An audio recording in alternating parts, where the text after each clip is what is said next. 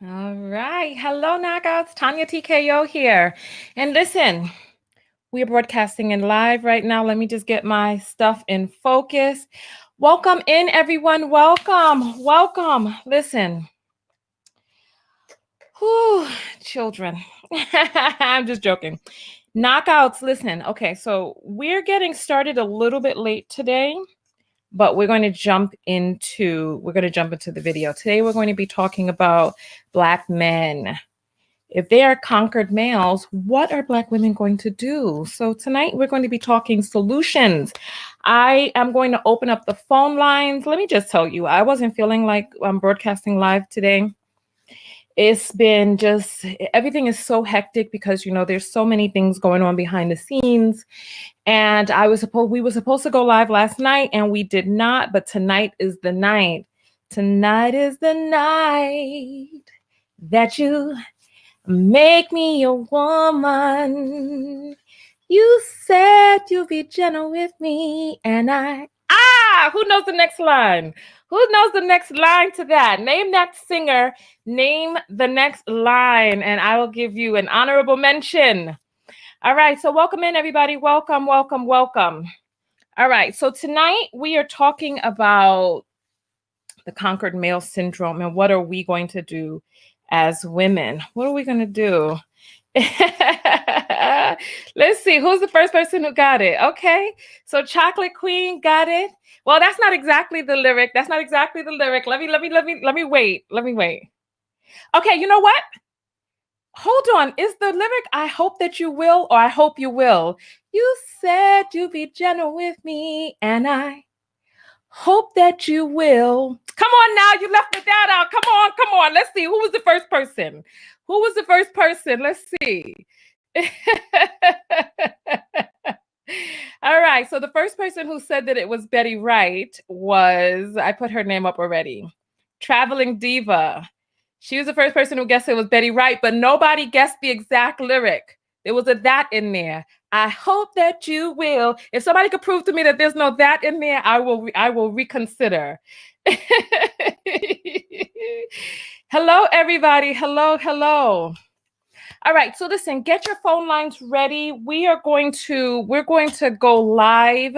Oh, what am I talking about? I'm sorry, we are already live. But I don't have my eyebrows on yet.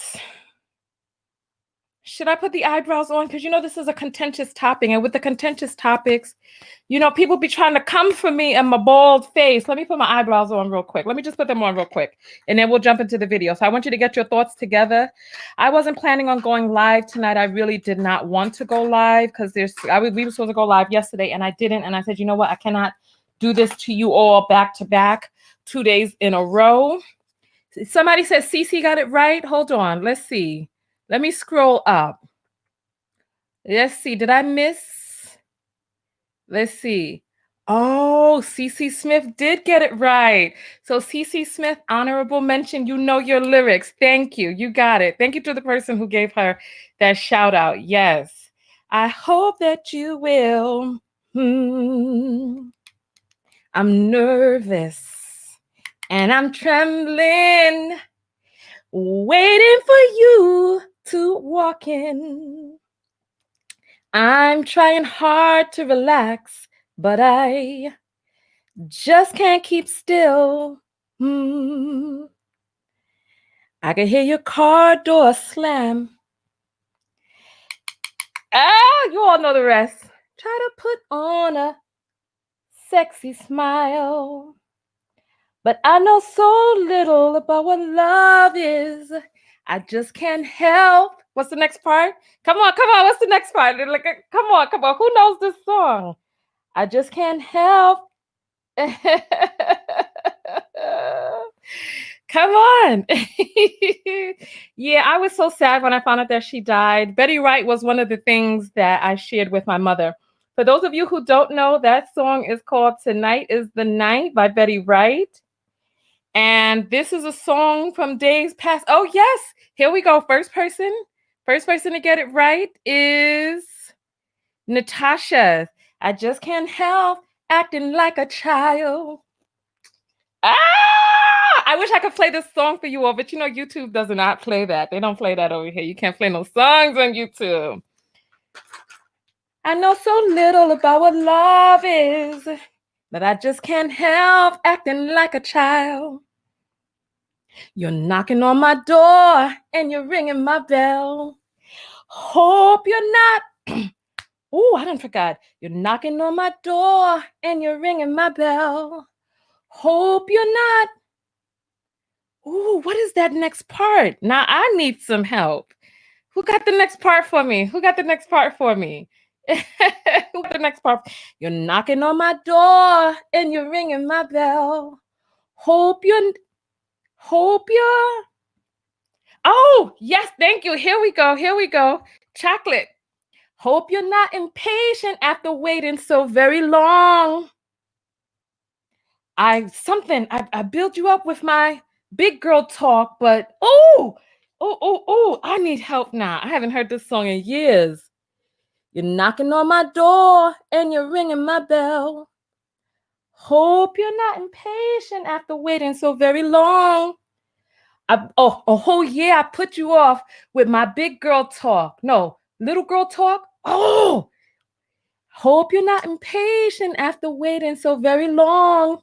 A whole year I put you off with my something talk. Okay, we're gonna get this together. I'm almost there. I'm sorry. It's just that I didn't want you all to be sitting in the dark waiting for me to come on. So just give me a second to just put these eye wings on with my silly hang-ups. A whole year I put you off with my silly hang-ups and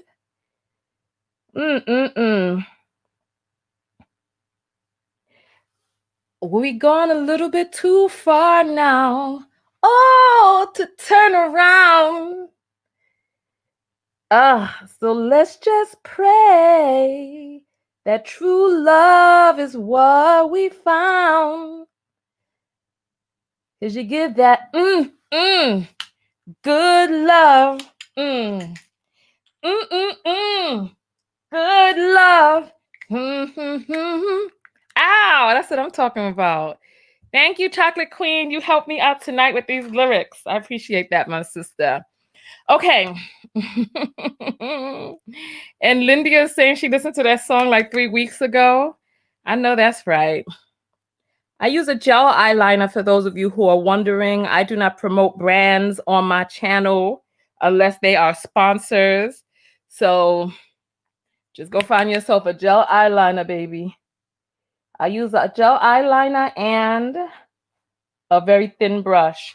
All right. That's good. I like that. Give a little bit of cracked out model, but not too much. All right. Listen, get ready to call in, everyone. We are going to be talking about, oh, goodness, I forgot my concealer. All right. I don't have on any lippy either. Let's do a little lippy today. We're going to be talking about the conquered male. And what are Black women going to do? So get ready to call in.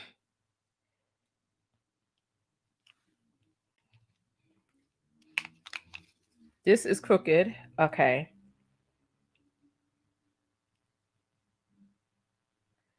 All right.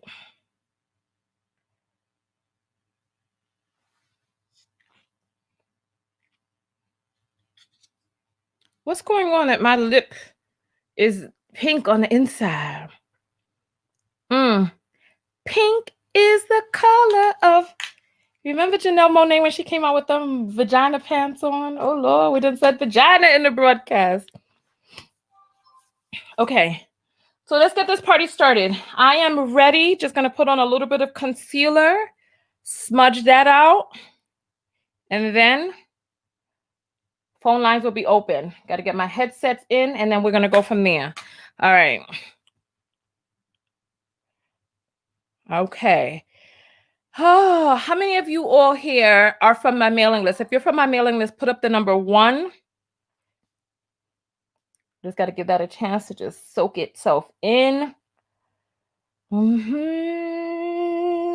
I just can't help acting like a child.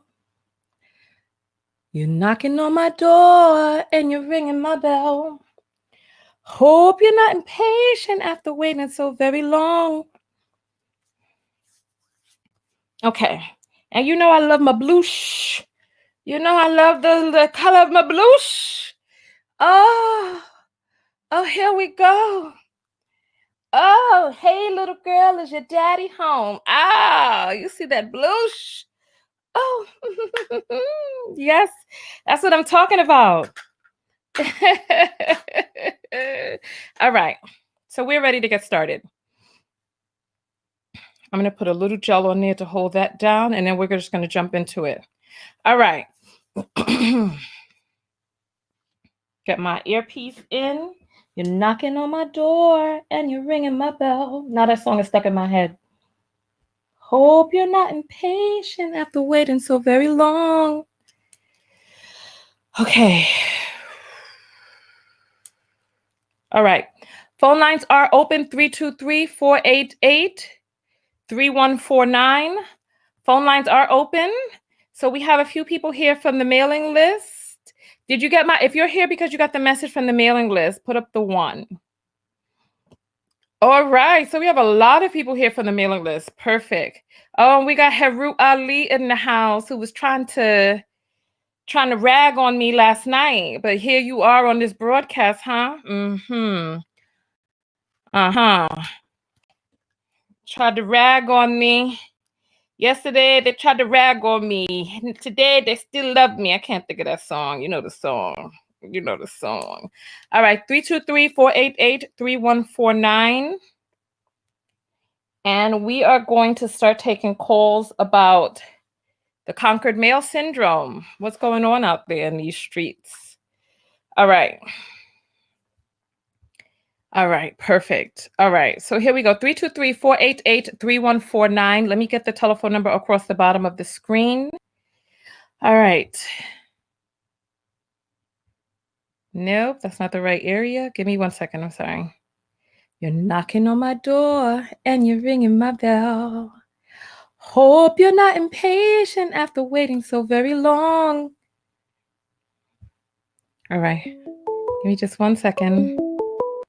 You're on the air live with Tanya. What's your name? Is this Tanya TKO?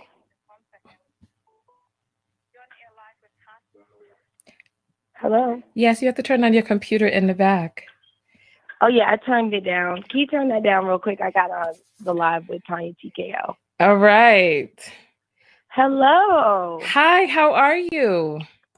I'm wonderful. And I just want to say I was listening to your broadcast and your show earlier, and it just sparked a conversation with my male friends today. That was just so intense, girl. Was I had it? to call in.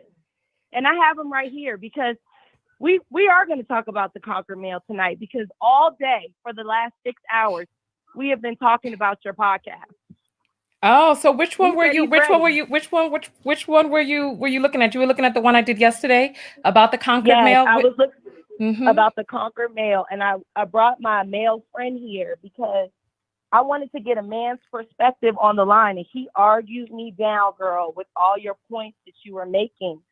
And we have to have a conversation, because I was like, I will call in all night for us to have this conversation, because it was so relevant to things that you were saying. Lucky that you're the first one in. So what is your male friend? Well, first of all, what's your name? My name is Amanda, and I'm calling in from Washington, D.C. Oh, we got D.C. in the house. I was just talking to a colleague of mine from D.C. and I love me some D.C. I love the row houses and the energy in the air. I just love it. So Amanda, what's the issue that's going on? What's happening? So I played a snippet, and we were talking about when you said that these Black men are really trying to, connect with the white man's loins. They want what the white man has.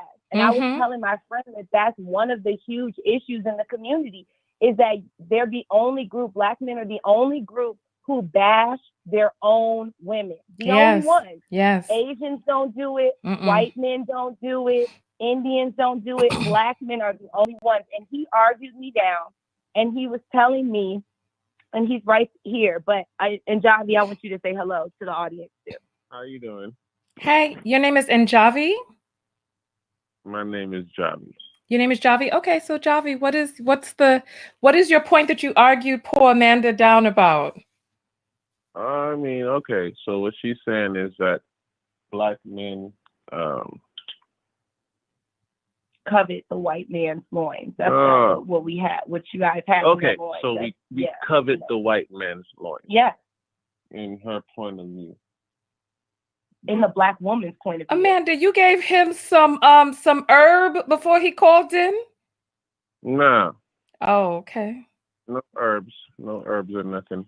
I'm just not trying to turn up too much because I don't know what is this. This is a live show. I know you're on the air, son. Come give us some words. What is it that you were arguing? She said you argued her for 6 hours.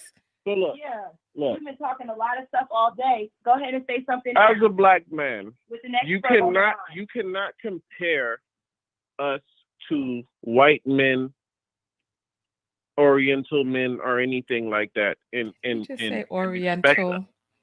Lord of mercy. Yeah, Asian, whatever you want to call them. You know, you cannot compare us to them because, first of all, the situations that we've been through. And I'm talking about black men on the Western Hemisphere. All right. Black people, not even men. So hold on. Amanda, can you come back to the phone? Yes, I can. Yes, I'm right here. Okay. We're going to have to get the party started. So why don't you reiterate what were some of his points that wanted to contend my points? Because he may be a little bit nervous. So maybe you could get the party started by letting us know what is it that he didn't agree with. Because if you heard my video, you know what? Why don't we do this? Hold on. Pause for a moment. Let me just reiterate for people. So I'm just going to put you on a little bit of a hold, and then you two get that together over there, okay? And then I'll come back to you two, okay? All right, so just to reiterate what it is, for those of you who are new and have not seen the video that I put up yesterday, this was my point. In the video, I said that black men are conquered males, that the black man, not black men, the black man, the idea of the black man, that the black man is a conquered male. And I mean worldwide, that black men have been conquered by white men across the globe. And as a result, there are many black men who covet that which comes out of the white man's penis. He covets his DNA. He feels that his genes are superior. When it's time for him to look for a woman, he looks for a woman whose phenotype is more in line with the oppressor. And in America, there's this phenomenon of black men bashing black women, disrespecting them in songs, which is something that I have not seen.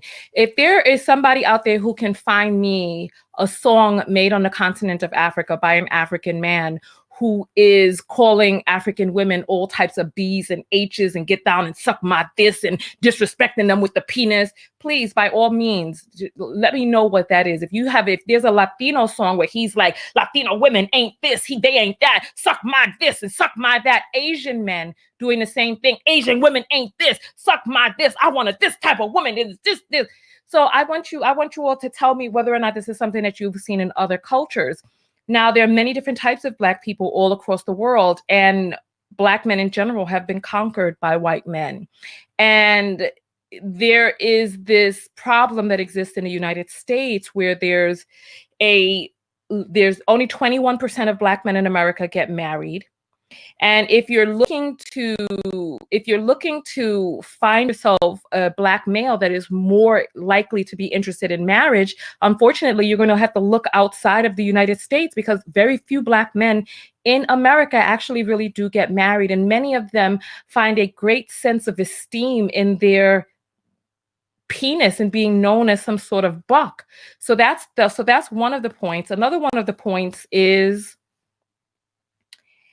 that we have these men going around talking about their alpha males, but You know how they say in the land of the blind, the one-eyed man is king.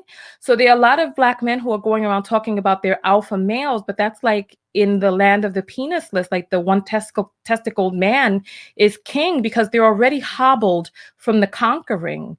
And so they come out, they're like, oh, I'm an alpha male this, I'm an alpha male that. I don't want you type of woman, do that, etc. But you can't even keep any type of woman safe in this country. You can't keep yourself safe. You can't keep the children that you create safe. So let's jump back to the phone line where we have Amanda and Javier. I think he said his name was. Let's see if they are going to add to the conversation. All right, you are back on the air live. So talk to us. I can't hear you. Hello. So basically, what I was saying was earlier when I watched it last night when you talked about the conquered male. Mm-hmm. And we're talking about how Black men covet within the white man's loins, correct? Yeah. Mm-hmm. And how no other group bashes their own women. Mm-hmm. So he was saying that because of slavery and because of the mental bondage that we have, we can't even be compared to these other groups. That's true. Because well, yeah, it is true. But how long are we going to play that victimization to keep us separate? Like, at some point, as you sit down and follow the same shit that don't curse. We can't curse. As long as you sit down and follow the same things, the same ways as them. As who's the them? As who's them? As what was already taught to you from how many years ago? You see what I'm saying? Living in the past. No, exactly. No. Living in the past. What you have to understand is there is a mental slavery going on. Yeah, exactly. People. That's true. Okay? That's true. But that doesn't give the excuse for the bashing of Black women that Black men are doing. No, I'm sorry, but that is an excuse. Amanda, I agree with him. I agree with him. Listen, it's like a dog. And not that I'm comparing a man to a dog, but it's like a pit bull that's been beat and starved and left out in the cold and is shivering. And then somebody nice tries to come and give him a piece of meat and he starts biting your hand. So you know that you're dealing with a hobbled man. So Black women, what are you going to do? Listen, I agree with everything that he said. Mental slavery, all of that, conquered, all of that. So Black women, what are you going to do? What do you suggest? What do you think that we should be doing to help, alleviate the situation? Because it has to be a change. Listen. I personally think that these toxicities need to die in their genes with them. I think you need to look elsewhere, have children elsewhere, and don't perpetuate their genes. Don't do it. Just go find other people to date. That's the solution. Because you heard me. Listen, you heard me. Let your genes die with you. It's as simple as that. Go find other men to date and procreate with. That is what you're preaching to our Black women. Is to let the genes die. Our Black women. Listen, I understand that you're a man. Listen, I don't have a penis over here. You don't have to put too much bass in your voice, son. Listen, Amanda, don't get your friend hung up on. Look here, man. Well, I don't want to cause any, controversy like that. But all I was saying is that I'm not. I called in because I really was having a real conversation about this. Listen. Let me explain something to you, Amanda. Let me explain something to you, right? Let me explain something to you. Men do not want to change them. A man has to change himself. Men in general, they're not looking for your advisement. They're not looking they're not really looking. And if they are, they're looking for you to patch them up and build them up so that they could go find another woman who then feels that he's worthy of because you have lifted him up. A man does not want you to change him. A man does not want you to come in and mother him. A man wants you to respect him for who it is that he is. He wants you to, yes, see the king in him, right? And he wants you to respect him and he wants you to have deference for him. Yes. But if he is not the type of man that you can respect, because there's two different things going on and they're speaking out of two different sides of their neck. You can take a man and you can take a person and you could try to build a bum, right? And when you have this bum's seed and you're struggling and you're in struggle love, they'll look at you and they'll be like, Amanda, you should have chose better. But when you're in the process of saying, you know what, I'm going to choose the alpha male. I'm going to choose the man who has his act together, who I don't have to change, right? Because remember, the very premise is men do not want you to change them. So when you go and you say, okay, well, I'm going to accept the man as is, but this man who is as is, he has to come through the door with a certain amount of money, a certain amount of self-development, a certain amount of self-healing. He has to come through the door with those things. Then they say, FUB, you need to accept the person who is lower than you. But then when you get with those persons, then they're like, you should have chose better. You should have did better. Why did you choose a bum? You chose a bum for your children's father. But then when you say, okay, well, and I don't want a bum, I want a man who is doing something, then they're like, why are you excluding me? What it is, right. And there's a meme that's going around. They don't have a problem with you having standards. What they have a problem with is you removing your vagina and your womb from anybody who wants to run up in it, because men have these egos that are bizarre. Like you saw how your friend, first of all, he came on and he didn't want to speak. He didn't want to talk. You had to coax it out of him. Then all of a sudden he hears something that he doesn't want to hear. And dude wants to sit down here on the phone and then now put some bass in his voice towards a woman. I don't have a penis and I don't have muscles. I'm very soft. He doesn't need to raise and get all this, he doesn't need to do all of that. You see what I'm saying? So when you're talking to a conquered male, you get things like this. Yes, I understand. And yes.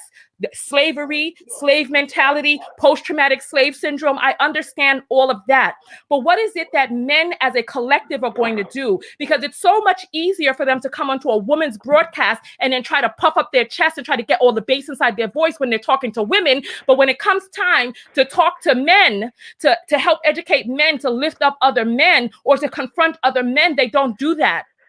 They don't do that. And that's where I was struggling earlier, because I said, I feel like it's a lot of blame that's being put towards a Black woman. Like, we're the issue, but I'm like, but you guys want to be the leader of the community. So it's like, exactly. choose a position. Exactly. It's like, choose a role. It's like, how can you want us to be this submissive? Submit to what? Like, precisely. We can't submit to you because you guys are not in a position. And then when we're trying to correct you and tell you, hey, this is how we work together, this is how we move forward, we're bashed.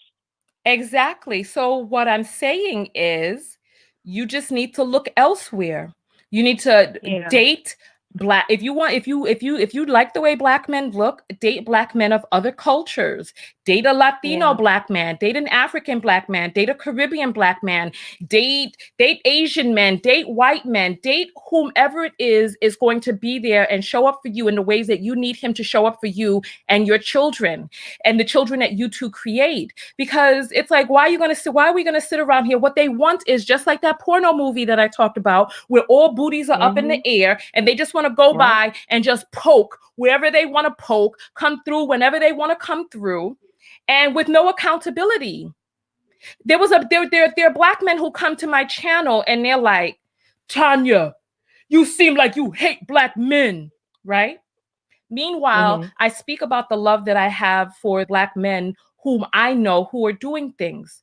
But them same nakers will not go over to a white supremacist channel and be like, a person who is stating, I hate Black men. A person who is stating, I will kill Black men. I want Black men to die. You all are baboons. You're inferior. They won't go over to the white supremacist channel, but they'll come over to a Black woman's page and they'll puff up and they'll take their testicles and smear it all over the keyboard and attempt to intimidate you over here, but they won't pull up their nuts and go in front of the white man and do that. They won't pull up their nuts and do what it is that they need to do to stop the over-policing of Black communities, to stop the gun violence in Black communities, to stop the males selling dope on people's doorsteps in Black communities. They won't go and stop that. It's like Right. every single summer in Chicago is the most deadly summer ever. But what are they doing about that? They're on the internet banging their testicles across the keyboard to write to me.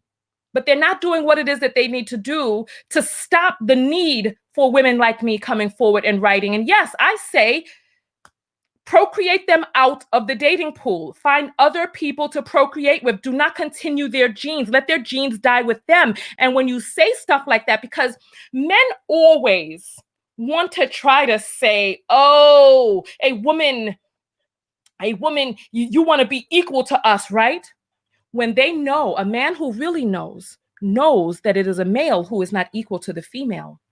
Because the moment that you start talking about withholding your womb and not bringing forth their seed, they understand the power of women to shape the landscape of every single country, society, and community here on earth. Women have the power to do that, because all a woman has to do is take her uterus elsewhere, and then he will see that he cannot live eternal without you. Well, I just want to let you know that keep doing what you're doing. And, Tanya, I just want to tell you that a lot of things that you're talking about are things that I feel like need to be discussed in the community, because we cannot continue to just be the punching bag for the Black man. Like, it needs to come together. I mean, I do believe there's hope for our community. I mean, I think you're doing great work. There's a lot of other people out here doing great work. And there's a conversation, and that's the most important thing. If we want to continue to talk to each other, man and woman, then there's hope. As long as the dialogue is open, there's always a place for us to come together. I still pray for our Black men and our Black women, because I know that strong families can be built, but that acknowledgement of where the pain and everything comes from, and to stop like attacking us, has to happen first. And I feel like you have to keep it up and keep doing these conversations, and just, people are going to get triggered because this is a very intense conversation. But I want to just continue to listen to the dialogue and hear what other people have to say. I'm so excited to continue to listen. So I'm going to let the next caller come in, girl, but stay blessed and continue to do this good work for all of us. Thank you so much for calling in. You have a great evening. Oh, thank you. Thank you, girl. Bye. And good luck over there, girl. Okay, we listen. You heard him talking his junk as the line ended, right? Phone lines are open. 323-488-3149. 323-488-3149. So I'm going to put up some of the comments. Let's grab the next call real quick. You're on the air live with Tanya. What's your name? Hi, Tanya. This is Noelle. Hi, Noelle. How are you? Hi, I'm very good. I'm sorry, I was looking for my remote to make sure I mute this TV, but I just wanted to say I've been watching your channel for a while, and I appreciate what you do. I don't agree 100% with the stuff that you say, but big deal. I mostly agree. I just wanted to comment on solutions for Black women to kind of get to the place that they could be at. First of all, I think that Black women need to stop considering themselves Black first. I think they should consider themselves women first. And I'm only preaching, so to speak, what I'm practicing. I've been doing this for a while now, and I'm telling you, it's the treatment that you get, the way that you're perceived by other folks because of it, both in the community and out of it. It's wonderful, because I'm a feminine woman. I know you can't, see me, but I'm a feminine woman. I am a single professional, no children, educated, and it's like the world is my oyster. One of the reasons that happens is because, like I said, I consider myself to be a woman first, and Black second or third, perhaps.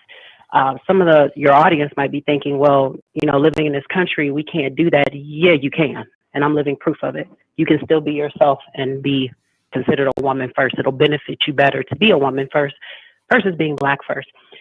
Secondly, I agree with what you said about you said something about letting their genes die with them, stop procreating with them. Absolutely. Absolutely. I do not believe in having children outside of wedlock. I don't believe in that at all. I've never believed in that. And I get flack from other Black women when I say things like that. As a matter of fact, it got so bad that to this day, I kind of refuse to frequent or even join a predominantly Black church because there are so many dysfunctional issues that are just right there out in the open. And I'm like, my gosh, every church has issues, but not like the Black church. And I know that's a separate conversation. I think Black women, because Black males are so conquered and they're dysfunctional and their mentality is kind of sick, to be honest, for lack of a better word. I think because of that, Black women are going to either need to date themselves or date outside of the Black community. If somebody's attracted to African men, that's her business. But I suggest just honestly dating just totally outside of the community.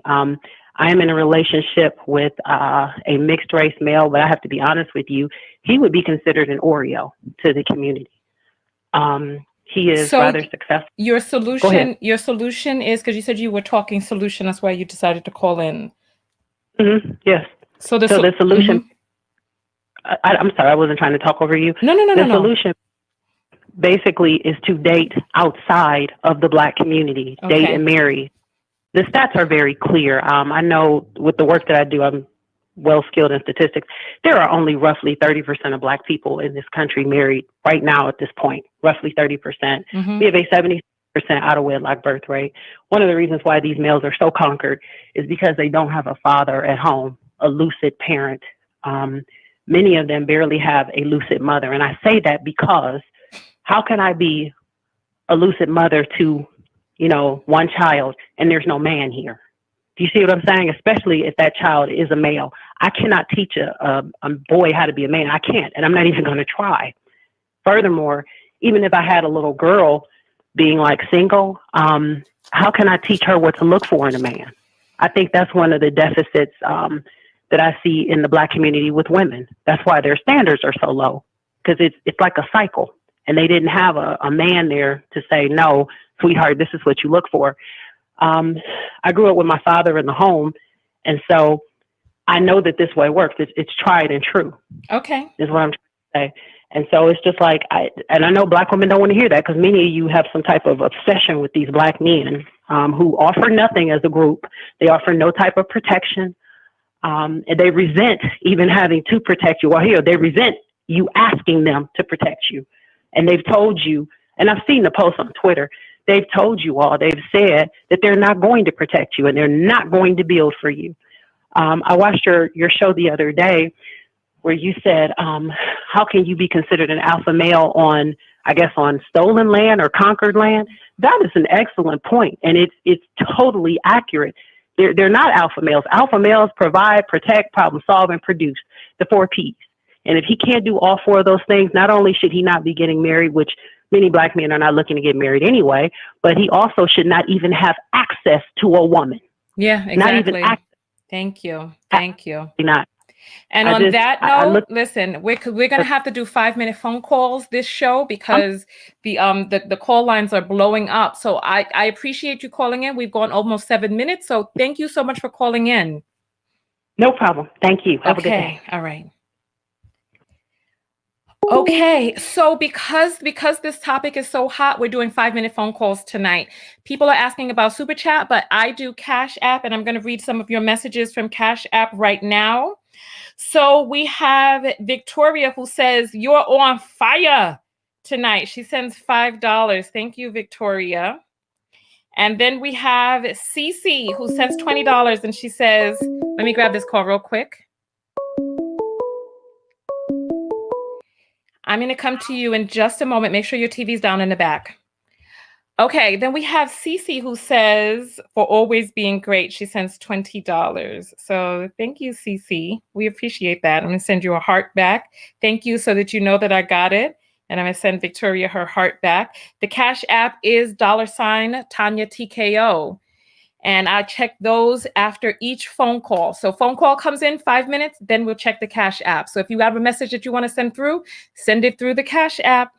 All right, so let's grab this phone call. You're on the air live with Tanya. What's your name?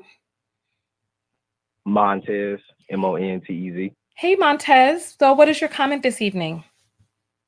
Yes, I'm actually calling in because I see the topic is if black males are conquer what black women do. I'm actually just calling in because I'm like starting off in the world. I'm 23 years old, and I um, can't hear I you, think darling. Either take me off speakerphone, bring me closer to your mouth so that we can hear you. okay, so I'm 23 years old, Okay. uh, just starting off in the world. I'm a black male, and I'm really just trying to get some dating advice because um, I'm interested in black women, but it just seems that black women just aren't interested in me, and it seems it's because of my life, like how I'm going. I'm, like I said, on my own business. I'm working, graduated. I live in Michigan, but I live in the hood. So I just wanted some dating advice on how to, how I should go about, entering, going into my 30s.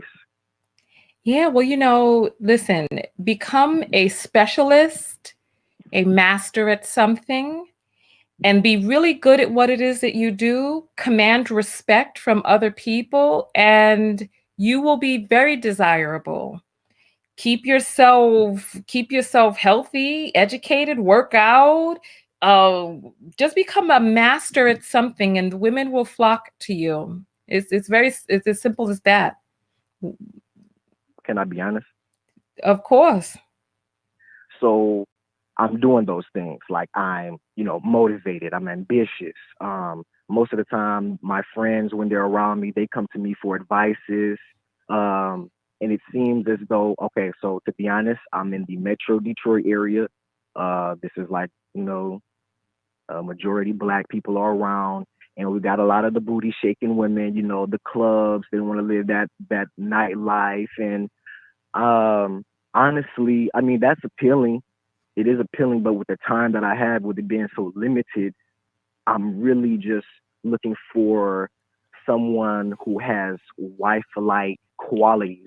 I'm, not really trying to go too deep into it, but just someone necessary, like really on that same Okay, let, level let me ask you mentally. this question. Let me ask you this question, right? You said you live in the hood. Why are you living in the hood, Montez? I live in the hood because I'm just starting off. I'm 23 years old, and with the money that I do have, I'm reinvesting into my business. I Right. roughly So, listen, my dear. Listen, I believe you. I believe you. However, it sounds like there are two different things that are being spoken on the phone right now, and you can correct me if I'm wrong. It sounds like you're trying to say, "Oh, I'm successful. I've built all of these things, and now I'm just looking for a woman who has wife-like qualities." You say that, but then on the other hand, you're like, "Oh, I'm just starting out. I haven't really built." And it sounds like you're trying to say that women don't like you because you're on a particular grind. Expand your circles, go different places, meet different people. Once COVID is lifted, travel, join different groups online, join dating sites, expand, get out of your immediate circle, and also check within yourself to see, to calibrate, what are some of your limiting beliefs that are inside of you. What are some of the false beliefs that you are clinging tight to? Get therapy for any unhealed wounds that may exist there, and continue to build. Are you looking to get married? When are you looking to get married? definitely by 25. So you want to get married within the next 2 years? Just know that you are still coming into yourself. Marriages in the 20s have the closer you are to 20, the greater the the divorce rate. So get to know yourself, learn yourself, Can and I be honest? of course you can be honest. Okay, so I'm 23. I'm in that range of, women who are 18 to 30. And it seems as though a lot of women are just going out and having these babies by these guys. And it just seems like in my age range, it's the majority of us. And it's so exhausting to keep on dating these women. And when I say wife, they if they have already had a baby and haven't been married to these guys, and they come to me with all their issues or baggage, like we say, and they want me to take on these things, and it's like, I don't Okay, want to be the bad person. which part of expand your circle did you not understand that I said? Which part did you not understand? It sounds like you're trolling me and like you're speaking some sort of fantasy because you're saying that all of these women around you from 18 have all of these babies. It sounds like you're reading some sort of red pill book, like a novel that of some drama. What 18-year-old has all of these babies? Well, why are you trying to get with an 18-year-old anyway? It's like this a lot of this just doesn't really make any sense to me. Expand your circle, period. Go into different groups, period. Join some entrepreneurs group. Go to the Black Enterprise Summit is coming up. Go to that. It's like expand your circles, meet different people, because if the only people that you're meeting are people who have babies and they're 18, that there's some things that are broken down in this area. You said that you still live in the hood. Maybe you need to do something to move out of the hood. Maybe you can concentrate on increasing your station in life. Maybe you can do that. Because it sounds like you're coming up with these excuses that, oh, all of these women are so damaged. Date different, expand. Come on. I just like Black women, but what you're saying about broadening my horizons as far as location, that definitely has worked. And I'm going to go off with that advice there because I did call in for advice. So I'm going to take that with broadening my horizons as far as my location. And I'm definitely going to stay tuned and follow up with you. Thank you so much. You have a great day. You as well.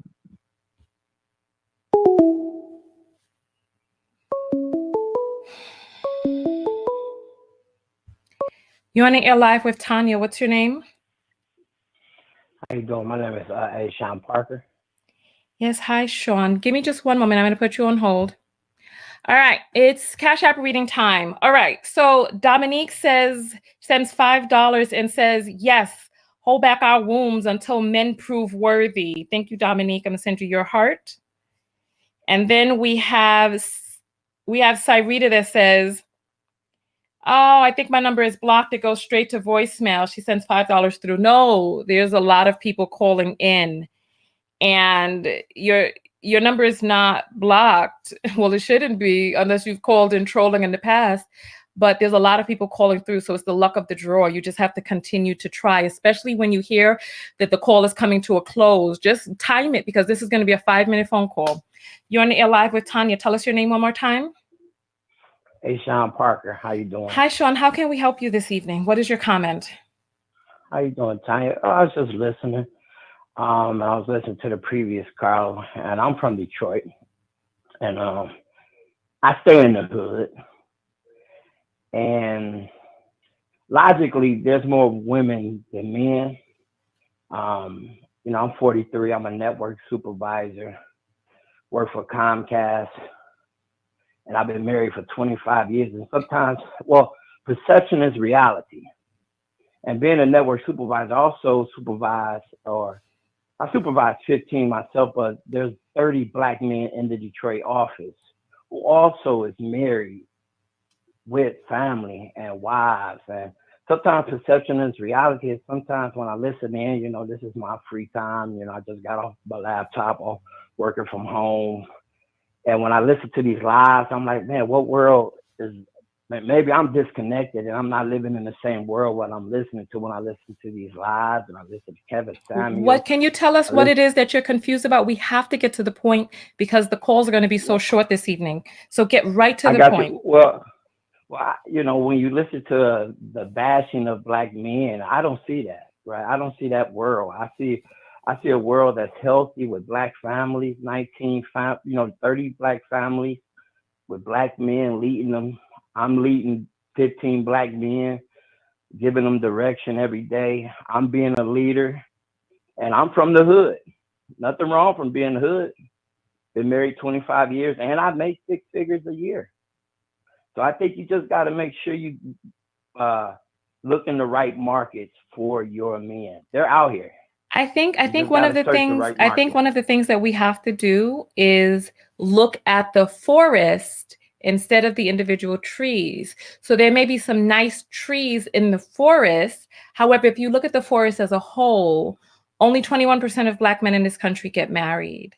70% out of wedlock rate. We have Black men who are undereducating themselves and who are underemployed. You say you work with 15 Black men. One of the things that I would suggest that you do is work with Black youth, work with young men who are coming up and assist them in mentorship and apprenticeship. One of the things that devolved the Black Panthers into the Black Panthers and SLCC, whatever it was back then, I forget.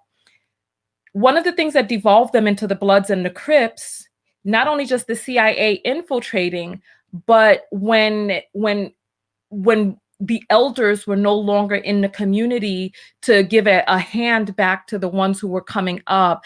And now, in Detroit, when the motor plants closed and people were not able to recommend their younger nephew or cousin or whoever, then they ended up in gangs, etc. So one of the things that you can do is look to the youth instead of thinking about this pie in the sky and say, oh, well, you just have to have on these pink rose-colored glasses. Take the time to reach back to the youth. Take the time to listen to people's real life experiences, because what you're basically saying is, because I don't see things that way, things must not be that way. And people need to look in different areas for where they are the way I see them. But if you look at census.gov and you look at Black wealth in this country, or the lack thereof, like white family wealth in this country is $167,000. Black wealth in this country is $11,000, with some Black people having a net worth of $5. So we need to start looking and seeing, why is our community doing so poorly? One of the people asked earlier, oh, well, aren't Black women conquered women? Black people have been conquered by white people. The one thing that you don't see is women gravitate towards the alpha male. One of the things that you don't see is women talking about, I'm the alpha male, come follow me. And you don't see that. But when you have people who are saying, I'm the alpha, but you're conquered, it speaks a forked message. So we need to do things. So I want to be completely forthright with you. We're not doing well in this country when a Black person can get killed and there's no justice for that dead person, where a Black woman can be sitting in her house and a police officer just shoots into the house, kills her, and faces no penalties, where children are not free to walk down the street. We're not doing well. So we can't just turn a blind eye and be like, well, I'm doing well, you just need to look in a different community. No, we're not doing well. We're not safe here. Well, I get what you're saying. I hear that. I do mentor kids. That's why I still stay in the hood. I cut hair for free. I take them to job interviews. That's why I will not leave the hood, because I mentor kids. I'm bringing them up, showing them the right direction. And what happens when you move out the hood, right? They don't see these examples. So these examples is me going to work every day. They see me going to work. They see me running my own business. They see me taking care of my 3 kids. They see me being with my wife over 25 years. So I do mentor kids. I do mentor families. I'm a part of programs. So I get what you're saying. For me, being in the hood, majority of us are doing okay. Now there is one off.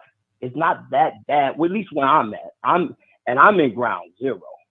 I'm where it's terrible, but majority of us are doing good. So when we paint this picture and the one off, when the one off, you are the one off. Listen, I'm so sorry. No. You can't be disingenuous, and we've come upon the 7-minute mark for the phone call.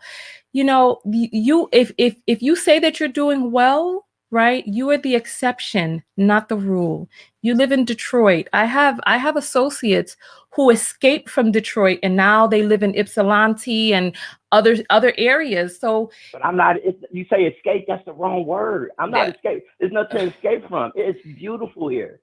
Listen, honey, I've been to Detroit. I'm telling you, I'm here. Listen, I get it, but that's perception of reality. You say escape, that's the wrong word. This is why better words. This is why we're doing so poorly, because you're acting as if you don't have a firm grip on reality. I went to Detroit. Detroit was burnt out. Most of the houses were burnt down. You're right. You're right, but And most then of the and then guys the that people burnt who up, were listen, trying the so people who were trying to build houses, people bust through the like there was a black real estate company that I saw that was trying to build yeah, houses, build up the hood, and people would bust right. through his windows and steal his copper. He couldn't even build houses for people in the hood. So he just had to abandon the house in the area. Yeah. So you could try to say to people that don't But you know know. who escaped? But you know who escaped? The drug dealers. They done burnt themselves out. You're correct. About 10 years ago, it was like that. You're right, absolutely correct. But I'm talking about today. The drug dealers have burnt themselves out. So who's on Thank my you. block now? Listen, we've got Old to. folks. Okay, listen. Thank you so much for The calling the in. I appreciate you giving your point of view. Thank you. yeah. Okay, so I'm sorry. I'm sorry. I'm trying to keep with the 5-minute timeline. We're going to do better with that. I appreciate you calling in. We're going to do a quick Cash App break. So listen, I want to give a shout out to Heru, who sent $80 through. Listen, he's trying to get my attention. You got my attention now, but you didn't leave a note. You didn't leave a note. Thank you so much for coming through with that $80. I don't know if you can see that. Thank you. Thank you. But you didn't leave a note, so you didn't say anything with your $80 contribution. I appreciate that, Heru. Thank you. Thank you. Now I know your real name, Heru. You're never going to get rid of me now. Thank you so much for calling in. You're on the air live with Tanya. I need you to turn on your TV in the background. Okay, no problem. I'm going to put you on hold real quick and just read some of the comments. When I come back to you, please have your situation under control over there. All right. T. Renee is saying he's complacent. Loving is saying it's so sad, but because we got so used to being in the hood, we get mad at people who say we should strive for bigger and better. It's really sad. It is really sad, and it's unfortunate that AB is saying, yes, ground zero. He was contradicting himself a lot. That's because there's a lot of us who want to live in a dream world. Okay, let me grab this call. A lot of us want to live in a dream world and pretend as if what's happening it's like gaslighting. It feels so disingenuous. All right, you're on the air live with Tanya. What's your name? Sarita? Hi, Sarita. So talk to us. What is your comment, my dear?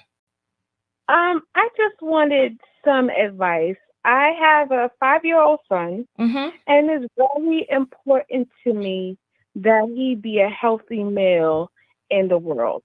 I'm a 43-year-old woman, and I have a 24-year-old daughter. Okay.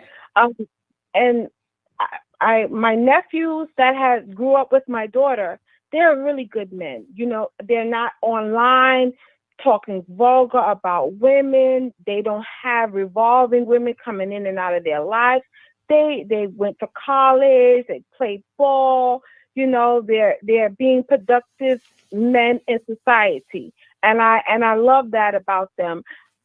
But I don't want my son to fall victim to the world's pressures and you know, the racism and having to feel small. You know, I think the boys that grew up with my daughter did very well.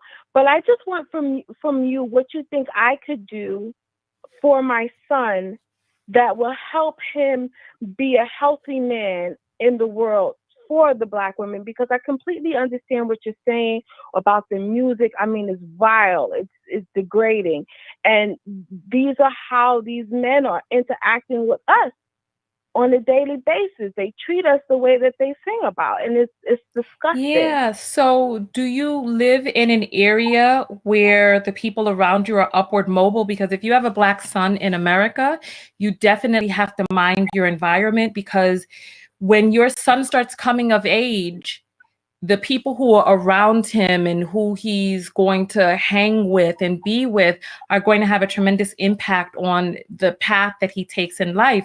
So are you in an area that's upward mobile? Not really. I live in New York. I live in Brooklyn. I'm in East New York, you know. Yeah, listen, maybe some especially if you things were are in New York, I'm long-winded. sorry, dear. Especially if you were in New York and you're in an area like East New York, which is the way furthest part out in Brooklyn, you're going to have to be very, very careful, especially in a city like New York, because New York eats Black boys up and spits them out. I suggest moving. And and that's something that's been heavy on my mind. My only fear is, where do I go that racism is not going to be a major part of his life? So there's two different things. There's two different things, right? In this country, we live under the umbrella of racism. So there's going to be an umbrella of racism over us, no matter where it is that we go in this country, and in varying degrees all around the world. The Europeans have had a hand in the subjugation, oppression, colonization of Black people worldwide. So there are many different moving parts. However, in New York, you're presented with a greater issue where there are people who are policing your community, who have a vested interest in supplying bodies for the prison industrial complex.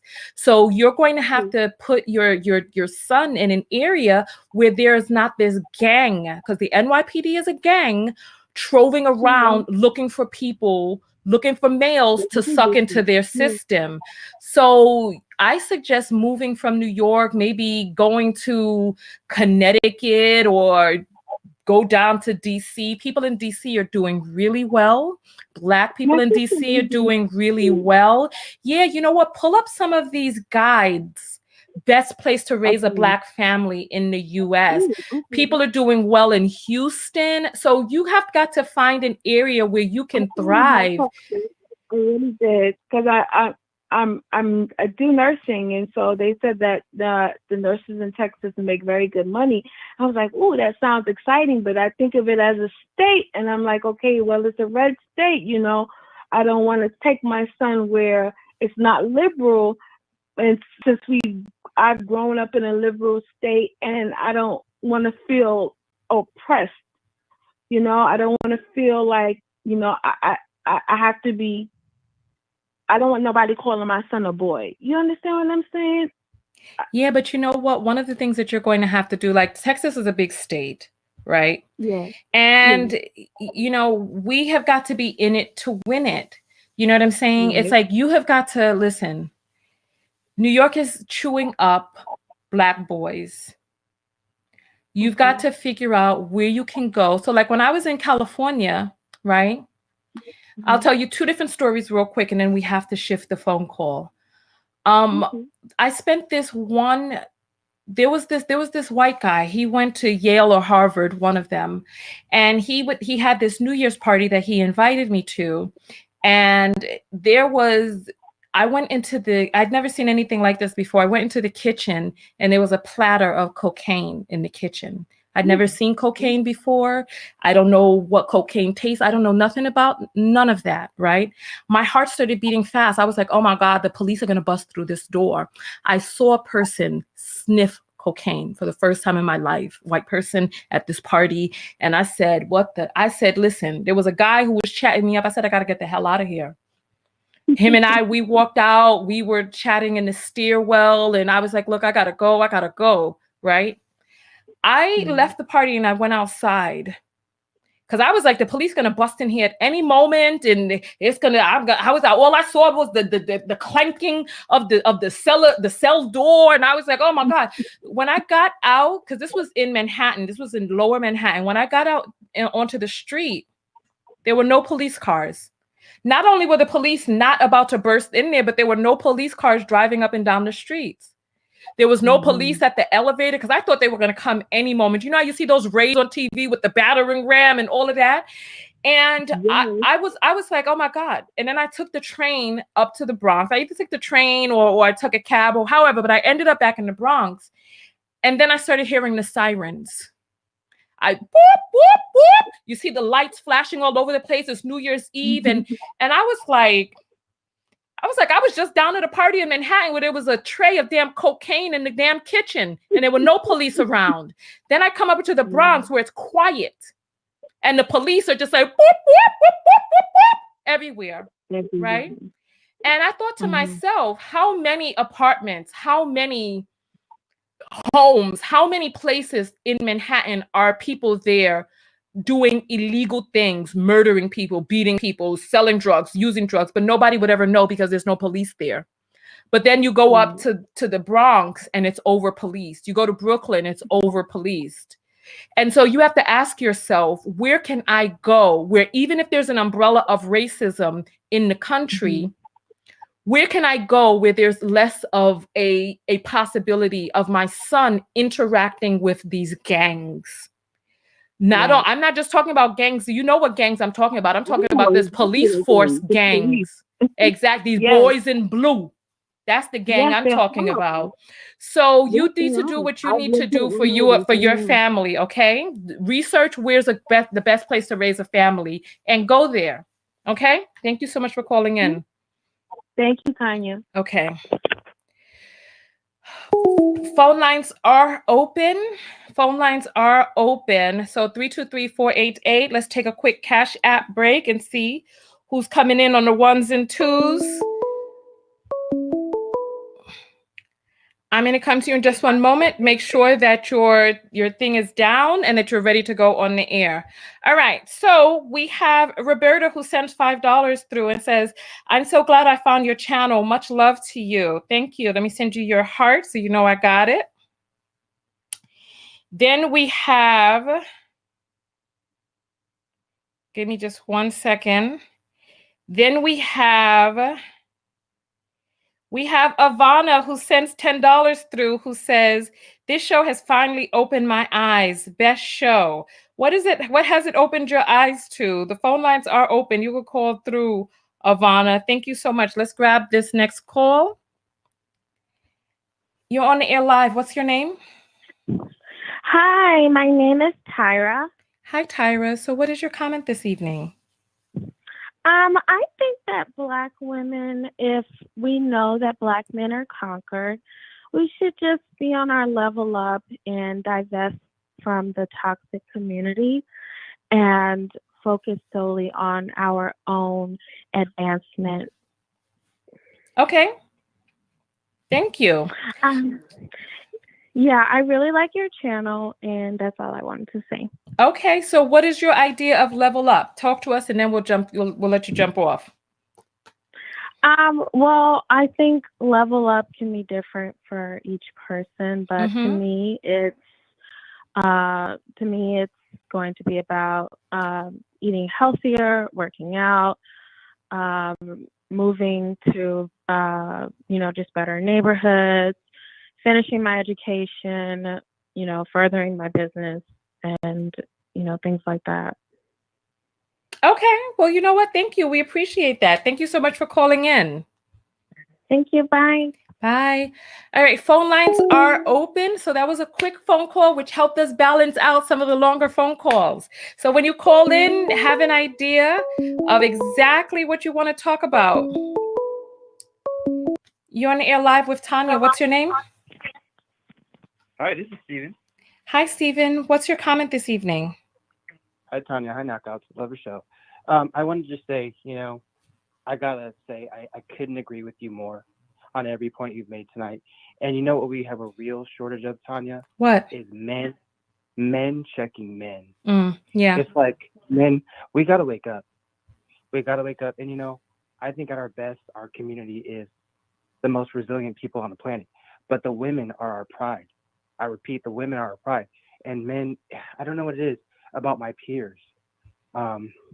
We're coming up short, and I want to acknowledge that as a male. You don't get enough of that. I follow your stuff, have been for years. We don't get enough of Black men checking Black men, Yeah. not just our elders, but our peers. Yeah. But I wanted to ask a question, and maybe the knockouts can chime in too. I want to know, where did this all start? Has there ever been a time in history, Tanya, that you could, tell me that Black American men, you were talking about the forest earlier, collectively, has there been a time in history that we have came through for our community? We have collectively, of course there's exceptions, really showed up in the way that we were meant to. Since since our nation's inception, since we've come here as Americans. I don't know what they're doing in the motherland, but since we've come to this country, I want to just posit that question, like based on history, have we ever had a generation? And maybe you can think of an era that, you know, the Black community was lifted up, not just by the women, by the men too. But I want to put that question out there.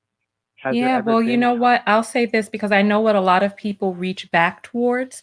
They reach back towards the 1950s, pre-integration, Yeah. when Black people were patronizing Black businesses and when Black people were making moves in their communities, etc., right? But Right. I want to counter that. Because Yes, tell it.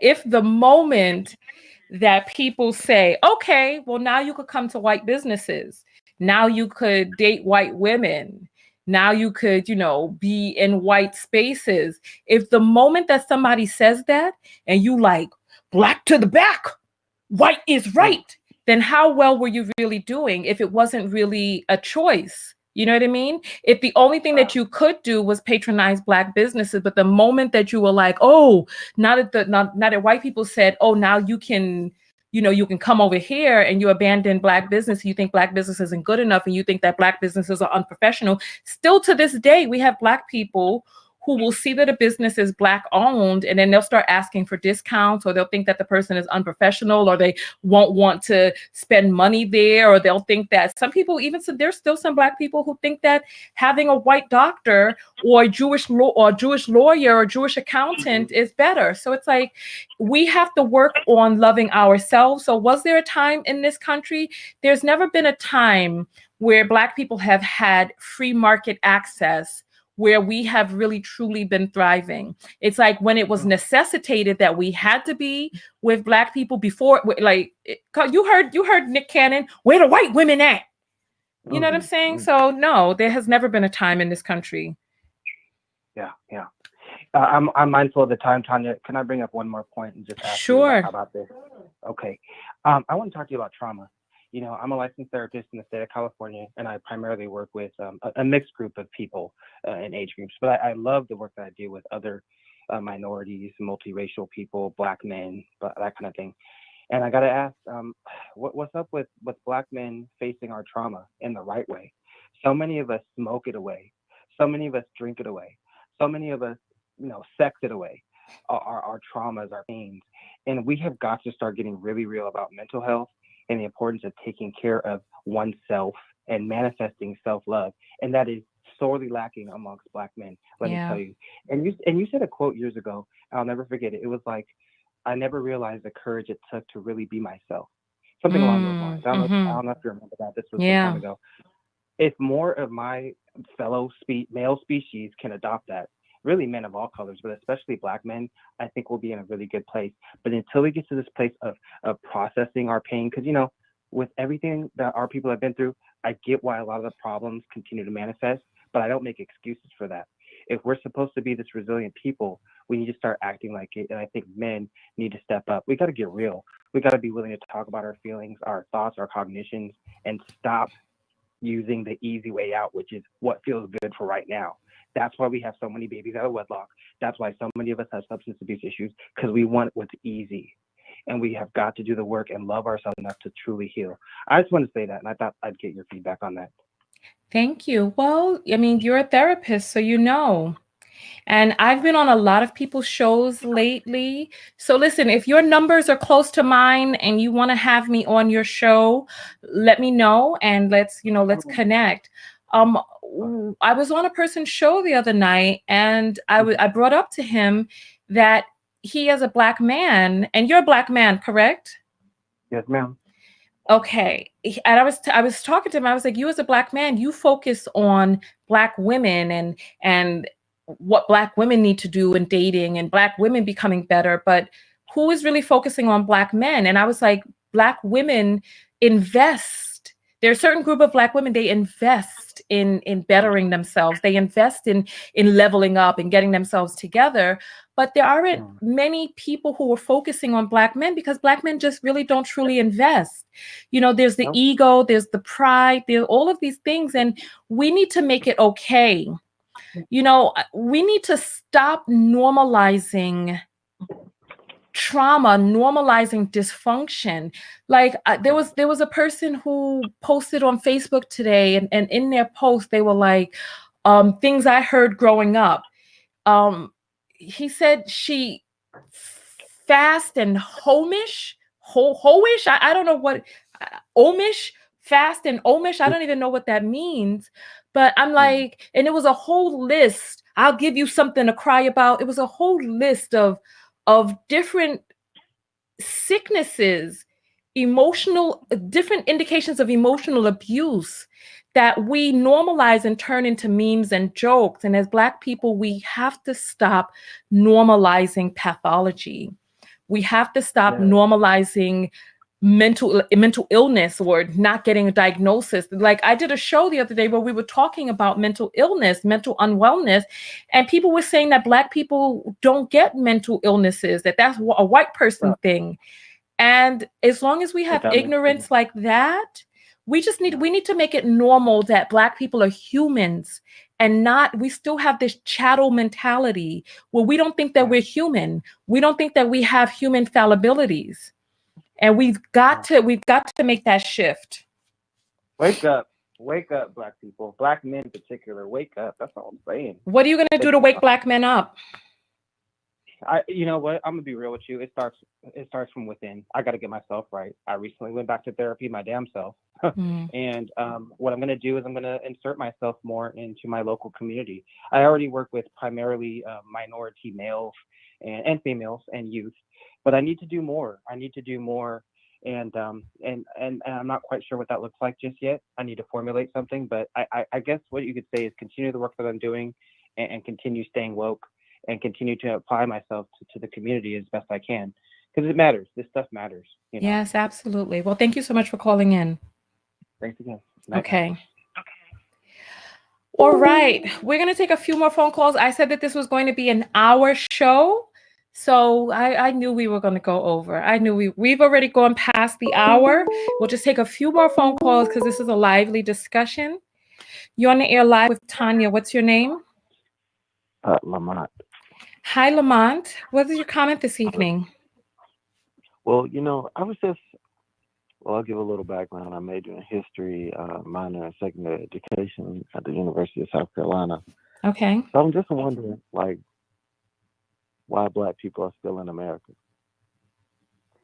Because I hear people say a lot of stuff, they question about what we go through here, but I'm waiting on the mass exodus. And there's only been two people in our history who has ever talked about the mass exodus, which is Marcus Garvey and Minister Louis Farrakhan, probably Malcolm X. But I don't really hear that in 2020. So what are we waiting on? I mean, so what is keeping us here? Listen, where would you go? You can pick a place. The world is big. Okay. So when you talk about the Black man and you talk about the things that America has put the Black man and the Black woman to, I don't hear anybody saying change your situation. I hear a lot of, change, you can move to this place or you can move to this place. You're still in the United States of America. We understand that the United States of America was made by white men for white men. When they left Europe, they essentially made a place for themselves and said, let's bring Africans over to help create America. You understand the history, but yet it doesn't change your daily life. The woman, you had a previous caller who said, how can I keep my Black son from growing up being a good Black man? Move him out of America. That is the option. So where do you live, sir? I live in South Carolina. When are you going to make your exodus, Lamont? So I was thinking to myself, after the George Floyd incident, I said to myself, this would be the time that the Black man would take his family and leave the United States. Multiple deaths have caused us anguish, has caused us to realize that America is not for the Black person. But it's until we all together say, let's leave. Because I can leave, and people before me have left, But it's until that people in New York say, I'm out. People in Chicago say, forget this, I'm leaving.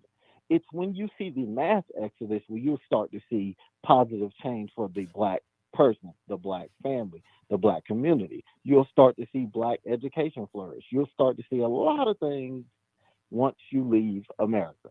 But if you choose to Okay. stay in America, but if you Well, choose to stay, okay, say your point. well, so my last point is if you choose to stay, understand the history of where you're living. Understand that the laws are not here to help you, but to hurt you. So when you grow up and you have kids in America and you decide, oh, I want to have 2 kids. Okay, well, now you understand that there is a prison for your 2 kids.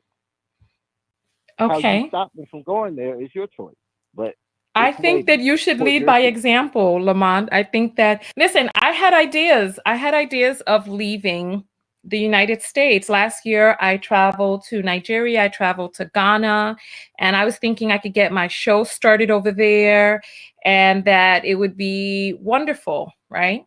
And then I went to Nigeria and I was walking down the most expensive areas of Lagos, and there were open sewers along the sides of the street and rampant corruption. And I went to Ghana, and Ghana was nicer, but it still wasn't developed. And so when we start talking about, let me say this. Let me say this real quick, right? I read this meme the other day, and in the meme it said a Nigerian can save up 1 naira every day for a year and still not have a US dollar. He could save up a naira every single day for a year and still not have a US dollar. So we have, Black people have built the thriving economies of a lot of these nations that Europeans benefit from. We have built, I don't think a mass exodus from the United States is the answer, because Well, a lot of your listen, forefathers would listen, disagree. listen, listen, listen, listen, listen. Some of these people are barbarians. There's a group of people that are very barbarianish, and they will devolve without contributions from us and other people. These people don't really seem to be able to have impulse control over their violence and their subjugation and the ill, like they just have these, they just have issues. And us doing this mass exodus, I don't believe that that's the answer. What I do believe in is having dual citizenship. That's what I believe in. I own land outside of the United States. If things devolve over here, I have a place that I can go. I believe that we need to start investing in other areas, start creating joint business ventures. I am personally doing a matchmaking service to connect Black people interculturally so we can get Black women marrying Black men from the Caribbean, from Africa, from these places, and create a foothold in different areas. That's what I feel the solution is. Now, we can leave a place where we have created a thriving economy if we choose. However, there was a guy who called in and said he was still living in the hood. There's a saying that goes, I can't help the poor if I'm one of them. So I believe in gaining this almighty dollar. This US dollar is sweet. The US dollar is powerful, and we have created the infrastructure for the US dollar to be as powerful as it is. And these people are not procreating at a level to sustain themselves. So we're not going to have to worry about these people in another, listen, people who said we need a mass exodus 50 years ago, they had no idea what was going to happen today when these people's birth numbers are low and they are on the decline. All we need to do is we need to start infiltrating government, the police force. We need to start infiltrating different sectors of society and really get ourselves together. Black men need to start creating a damn army. There's Well, there's a guy, I forget his name. He has this thing called not effing around coalition, yeah, NFAC. listen. Mhm. So Yeah, we we're need familiar. to we need to have an army. We need to control our food supply chain. We need to learn how to shoot and how to participate in combat. We need to learn how to control the food that we get and eat. We need to be able to get into the textile industry. We need to get into tech and innovation. We need to get into the judicial system. We need to get into the schools. We need to infiltrate all of these different systems. Leaving Okay, America is not the so answer at this point. question, Oh no, the quick question. takeover is.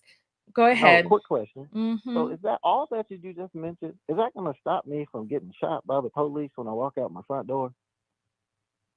You? See, you mentioned a lot of stuff. I'm a black man, yes. Is all that you just said going to stop me from getting pulled over around the corner from my house and getting shot to death? If you are in If an it area doesn't that it's stop less me, likely, no. If you cannot help me in my immediate danger situation, you telling me about business. I got money. That's not my issue. It ain't the money. The green is not stopping them from killing me. I need a solution to how I can stay alive. That's where we at in go join 2020. NFAC. That'll stop you. I mean, I'm a gun owner. I said I'm join from the South. NFAC. Become a part of the coalition. Get into the You're not, army. you're not listening. I've been protecting myself and learning to live off the land since I've been a boy. But in 2020, as a black man, the solution is what? And if you don't have the solution, then essentially we're walking around with our hands in it. We're walking around in circles. Okay. Thank you so much for calling in. Thank you. All right. All right. So somebody made a really good point. Fanta said, why are you asking a woman? You know what I'm saying? Go speak to listen. As a woman, I have ideas about what it is that we need to do. You know, ultimately, listen, you're on the air live with Tanya. What's your name? Hi, my name's Angie. Hi, Angie. Hold it for just a moment. We're going to do a quick Cash App break. Okay. So we got Michelle sending in $20 saying, I'm signing up for that international matchmaking. I know that's right, girl. Thank you. Let me send you your heart. Thank you. I appreciate that. I know that's right. Thank you. All right. You're on the air live again. Tell me your name one more time. Hi, it's Angie. Hi, Angie. All right. So what is your comment this evening? Okay, so hi. This is my first time calling in, so I'm a bit nervous, but I just wanted to ask, how do you think Black women should, okay, let me see how I should explain this. Do you think that Black women should be pro-prison and police abolishment? Because, back to the original topic at hand, which is, Black men are conquered, what should Black women do? Black men aren't protecting us. Based on statistics, they're the ones killing and abusing us the most. And I feel as though, do you think that Black women should, do you think that we should interact with police, call police, just in general, what's your opinion on abolishment and defunding?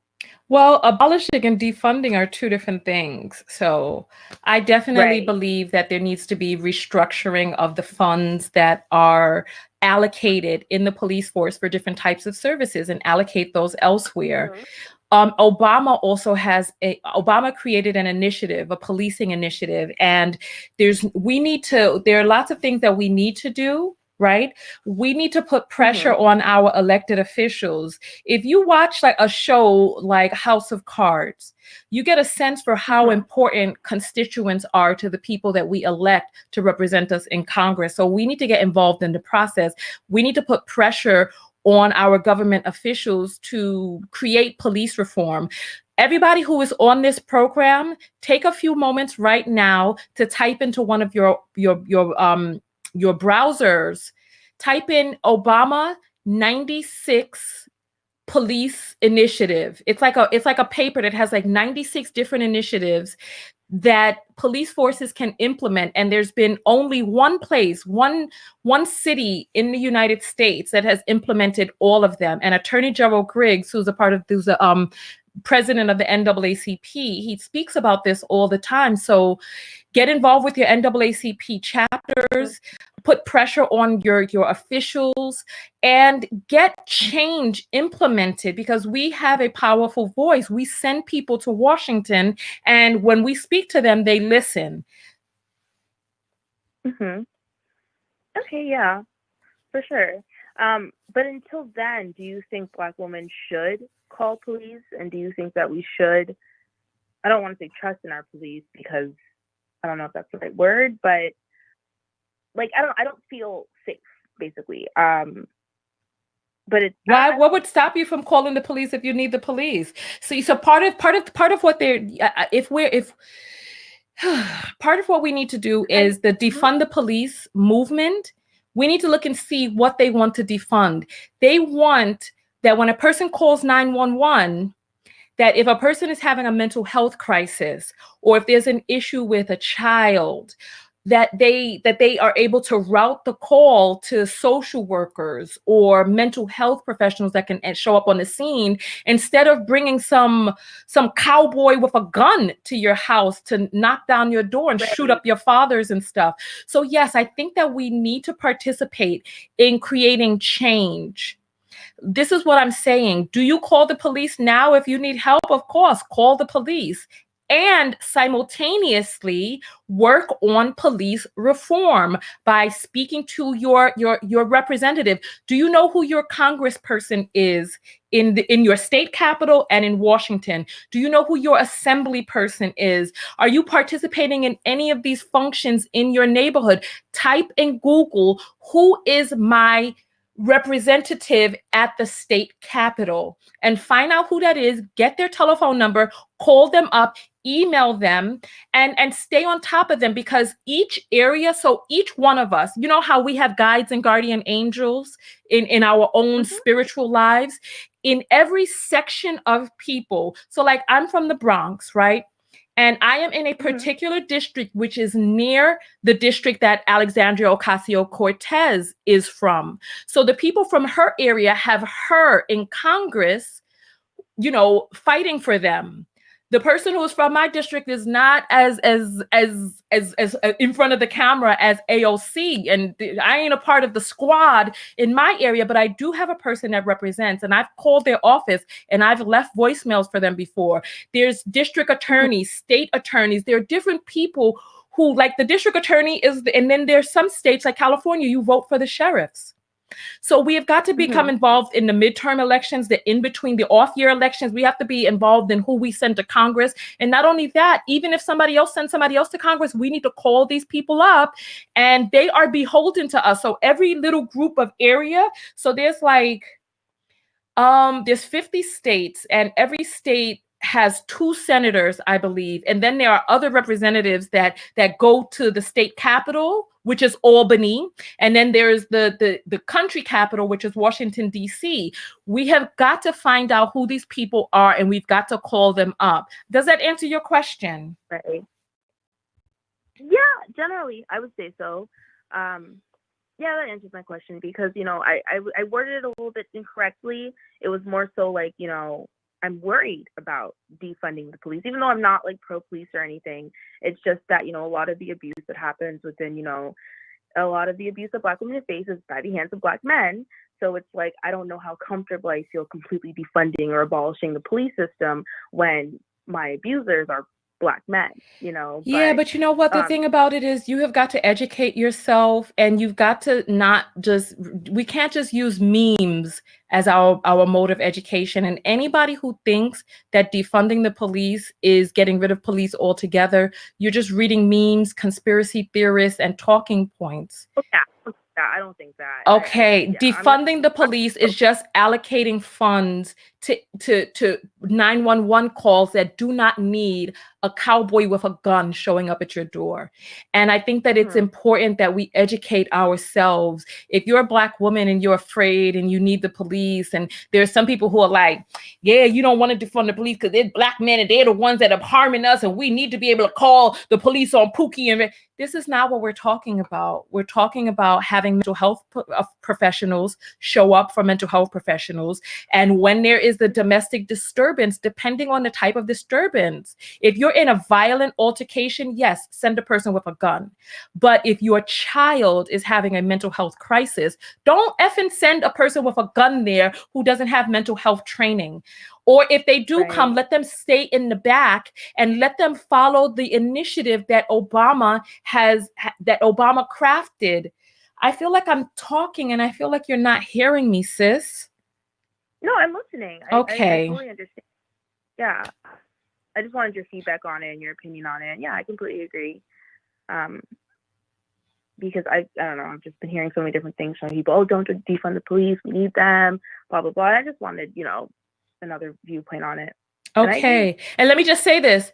If the person who is having the crisis, the mental health crisis, is violent, then yes, by all means, bring a person there who knows how to deal with a mental health person who is violent. That person may not necessarily be a person with a gun who is not trained. If the mental health person has a gun, that's a different story. But if the mental health person has a tendency to be violent, but they're not armed, you need a person who can talk them down. Because if a person comes and they say, put your hands up, and the person is in a state where they're not really listening, they're going to get shot. Yeah. You know what I'm saying? Okay. So thank you so much for calling in. All right. All right. Okay, we're going to take a few more Cash App messages right now. So if you want to send a Cash App, it's $ Tanya TKO. There's a scrolling message going across the bottom of the screen that has the Cash App thing in there. All right, give me just one moment. I'm going to put you on hold for a second, okay? Hello? I can't hear you. You have to work on your sound. So call back in. Okay, so we have Claire who sent $5 saying, love you. Let me send you your heart. Thank you. I love you too, Claire. You're on the air live with Tanya. What's your name? Hi, I'm Kate. Hi, Kate. How are you? I'm doing very well. I've always wanted to tell you I'm a big fan of your show. I've been watching for the past couple of years, and I think you're great. Thank you. Yes, ma'am. So just referring to the topic, I wanted to say a couple of things and get off the phone so other people can say their piece. But as far as what we're talking about, as far as Black men being conquered, I kind of want to piggyback off of what you were saying, talking about the forest from the trees. And I think that our refusal to even just take a good long look in the mirror is going to get us got constantly, Black men and Black women. The young man who was talking about moving out of the country, that sounds all well, fine, and good. But how is bringing our dysfunction to another plot of land, how is that going to make things any better for us? I don't understand what you mean. I guess there's a lot of things wrong with us internally. You know, I know we have this external locus of control as far as us. And yes, obviously there's a history of systemic racism. There's all sorts of things that are going on that have put us in this position. But at the same time, too, just because we have been oppressed in the past doesn't make us, morally right. I think, I know as human beings don't want to take accountability for their own actions. And I'm for holding everyone responsible for whether it be, white people, Black women, Black men. And I think our refusal to just work on us is what's going to get our community got in the end. And it kind of frightens me a little bit. But as far as Black women, yes, ma'am. And as far as what Black women need to do, obviously, I would love to come out with, 101 solutions, but I'm a numbers kind of girl. So the numbers to me don't lie as far as us, one, outpopulating Black men, and then two, going back to this. I don't like to throw around the term high value too much because people have different definitions and stuff, but just, a good quality person. And like you were talking about raising quality families, another young lady talked about, having children within wedlock and all the markers that can improve us as far as passing down wealth and stuff like that. I believe in that kind of thing too. But as far as what we need to do, I do believe it is in our best interest to first work on ourselves and then just get the best deal for us. If that means being alone, then hey, be alone. If that means getting married to the best man for the job, that means getting married to the best man for the job, whether he's Black, African, Jamaican, Cuban, it doesn't matter at this point to me. Okay. But yeah, I just wanted to say those things. All right. Well, thank you so much. Yeah, thank you. All right, Okay, bye. bye-bye. All right, I'm going to take 2 more phone calls and then we're going to get out of here. I wanted this to be an hour broadcast. However, we've gone a little bit over. And so I appreciate all of you staying out here with us this evening. We're talking about conquered males in the U.S. and what are Black women to do. You're on the air live with Tanya. What's your name? Hello, we're having an audio issue. We need you to take yourself off mute or check your phone or your connection. All right, next caller up. We're going to take 2 more phone calls. That one doesn't count because we didn't get a chance to speak with anyone. So 2 more phone calls and then we're going to jump out of here. So if you've been thinking about calling, you can call now. Hopefully luck will have it that you will get through. If you are constantly going into voicemail, that's because there's a lot of people trying to call at once. You're on the air live with Tanya. What's your name? Hello, hi, my name is Sasha. Hi, Sasha. So what is your comment this evening?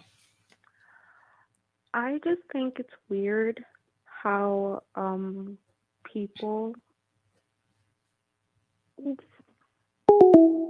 Oh, Sasha got cold feet and then hung up. That's okay. That's okay. Well, listen, our thoughts are with you. All right, so I'll read some of these comments as the calls work themselves out, because when there's a lot of calls, they bump up against each other and sometimes they stop them from coming through. So we'll just wait for the first one to be able to get through the queue. You're on the air live with Tanya. What's your name? Hi, you're on the air live with Tanya. What's your name? James. Hi, James. How can we help you this evening? How you doing today? Hi. Are you Tanya? Yes, and we have 5 minutes for the phone call, so let's get right into your talking point. So I'm a 29-year-old Black man. I have a job at Walmart. What's your name, sir? My thing, I'm James. Okay, James, go ahead. Yeah. So can you hear me, right? Yeah, I hear you. What is your question or comment this evening? I have a comment, but I admit, as Black men, as a collective, we are conquered. And Black women have every right to be angry. And, we have failed the Black woman. We were supposed to be born to respect the Black woman and build for our community. And, but we have failed the Black woman, blamed on the white man, blamed on the system, But everything else, Black women, you can divest, just really happy for you, and just do what you want, because the Black man, should treat Black women with respect. So what are you doing to make things better? Well, actually, do events for the community. Couldn't do it this year because of COVID. Hopefully when the vaccine's here, I can do it next year. So, what are you doing for the community? I didn't hear you. Yeah, listen, I don't know. Listen. The freaks come out at night. The freaks come out at night. Listen, I don't know what is going on this evening, but listen, okay, I'm not. I'm going to put you on hold for just a moment. When I come to you, just make sure that your stuff is turned down in the back. Listen, I'm not here for just listening to some pity party with some people calling in, talk about, yeah, we conquered. Go ahead and leave us. I'm happy for you. What is the solution?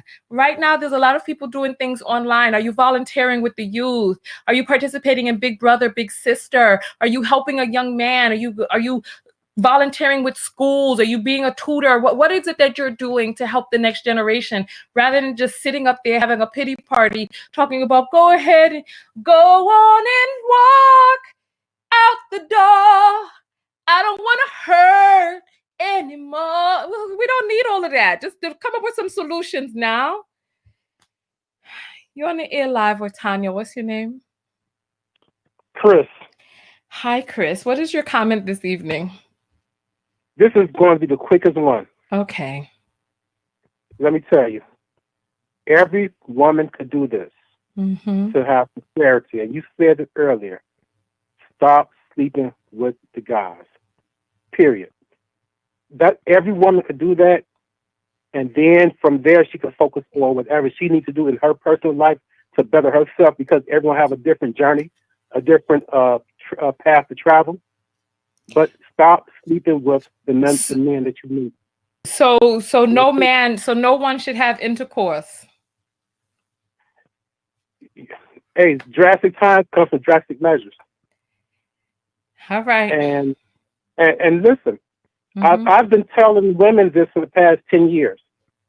They'll say, "Oh, I really like this guy." I tell them, "Don't sleep with him." None of them listen. And then 4 months later, it's a problem. All right. Listen, might as well get it out of the way early and move on. I don't know what to say. Listen, I don't know what to say. You know, relationships are so complex, and every relationship helps you get where it is that you need to be, closer to where it is that you need to be. So for some people, that's going to be not having intercourse. For some people, that's going to be having intercourse. I just think that people on an individual level have to really just kind of listen to their instincts, trust themselves. But you have to come from a good, solid foundation. You're right. I don't think that they're blanket, oh, just don't have sex. Sex is not a problem. People make up You're correct. I mean, you're 100% correct. But what I'm saying is that a lot of these situations we get in too early with the sex, and then it clouds our judgment for other problems, and then we kind of look past things. So the best way to keep your mind very clear until you figure out if this is the person that you want to be with, is this the person that you want to take on their particular problems? You have to give it some time. You have to really think clear, because as soon as he or she, give you a good feeling every night, it's over, because you start to get very clouded. You start spending money that you didn't want to spend. You compromise on work hours. Some people compromise on work hours now too for intercourse. Listen, people would do anything for some good hot action. Thank you so much. Yeah, that's it. Thank you so much. Have a good night. Okay. All right. All right. Whew, we had a very lively discussion this evening. I want to thank everybody who called in tonight. I turned off the phone line because I'm starting to become fatigued, because I wasn't expecting to be on here this long. Just make sure that you're on my mailing list. If you go to TanyaTKO.com and click on subscribe, you will be able to subscribe to my mailing list, and you'll be able to get the notifications for when we do these impromptu lives, so that you could come out and you could get the phone number and you can... Oh my goodness, listen. Oh, I'm trying to get my thing out. I'll just leave it in. So we discussed a lot of things tonight. We talked to a lot of different callers, but what is the overall message? What is the overall gist? And I would say the overall gist is, like water, travel the path of least resistance. Somebody asked whether or not Black women could also consider themselves conquered. Black people have been conquered. However, the difference is that it is natural for women to gravitate towards the alpha male. And we have got to realize that white men are the alphas, right? So Black men have to wake up to the fact that he has got to get himself together, because what's going to end up happening is there are going to be a lot of women who are going to be gravitating towards who they feel is alpha, the most alpha of the bunch. Because Black women, we've got to make more cogent dating choices, mating choices. And if we go the way of the animal kingdom, there's going to be a lot of people who are going to be cut out of the mating pool. It's just is the fact of the matter. You know, we have a lot of Black men puffing up their chest and beating on their chest about how they are high value this and high value that, and they are alpha male and they want to give alpha male strategies. Boy, you need to give some strategies to other men about how to stay safe in this land. You need to give strategies to young boys on how to get themselves educated so that when these women come of age, that they have good, solid relationships that they can go into. Because at the end of the day, ladies, there's a lot of women who are being blamed. So at the end of the day, you're being blamed for a man leaving his children. You're being blamed for, I can't think of anything that truly Black men in this country are being held accountable for, that they accept the blame for their station of where it is that they are. Oh, if Black men are not educated enough, blame the mother who was there and stick around. It's like, we don't blame the father who made a choice to leave. Leaving is a parenting choice. You don't get to say, oh, I didn't affect how the child came out because you raised them. No, leaving is a parenting choice. And your not being there affected how your child turned out. You can't love yourself if you abandon your offspring. So there's a lot more self-love that needs to rotate around inside of the Black community. And I'll read a few more comments and then I will jump out of here. And so Trolley is saying, are we to blame for the abortions? I don't know who we is. There is something inside of them and it ain't gonna nothing to do with sex. They are mentally ill. I don't know who we're talking about. I would date a white guy if it's Chris Cuomo or Henry Cavill. Oh, Lord have mercy. Chris Cuomo, I'm a Cuomo sexual. I love me some Chris Cuomo, except when I saw him dancing in his TikTok video with his 17-year-old daughter. The hips look a little wide over there in the dad jeans, so I don't know about that no more. But he is still recovering from COVID and stuff, so I don't know. I don't know.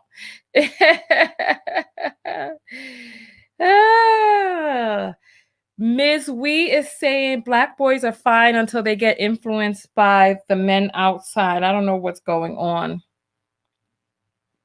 Princess Fuller said, not the dad jeans. I know that's right. I saw him in them dad jeans and I said, I don't know about this no more.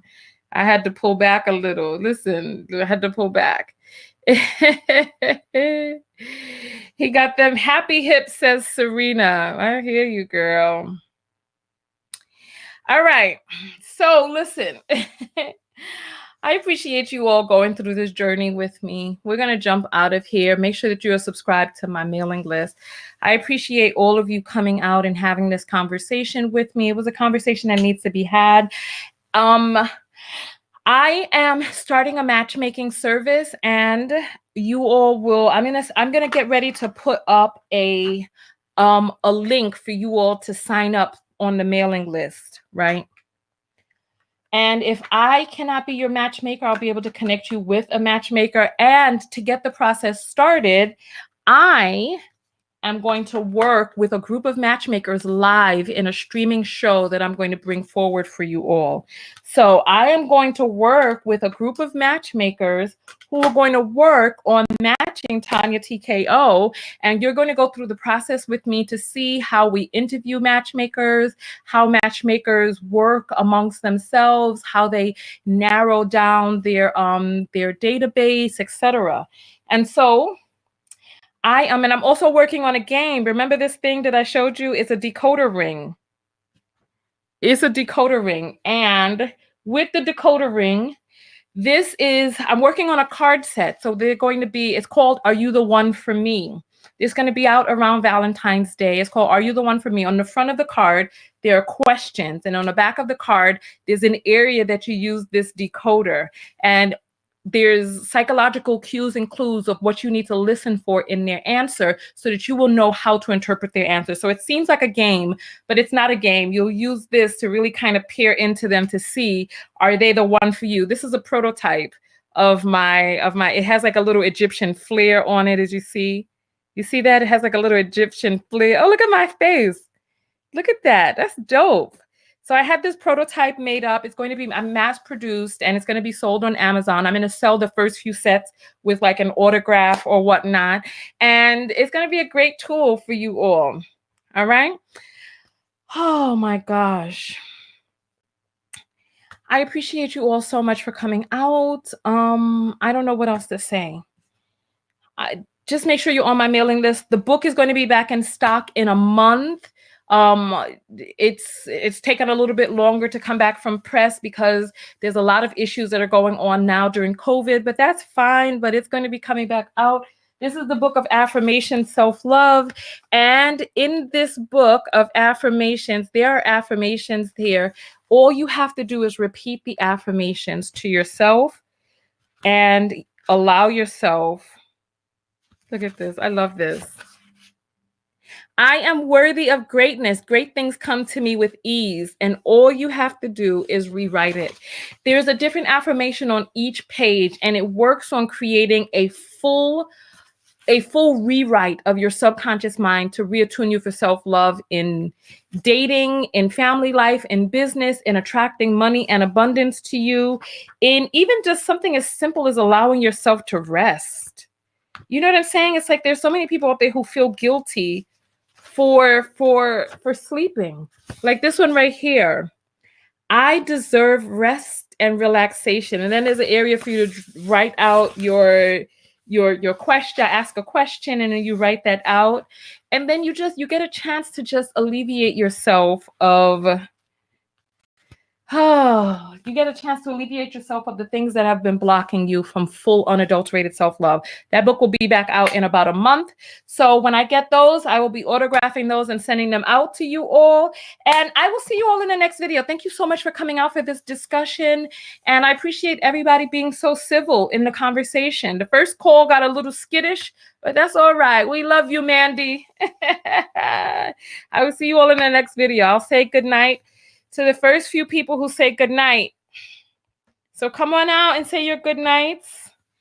So we have Three Bratz Dolls. We have Cheo, Gypsy, S Shark. We have, let's see. We got Kimon, Piece of Candy.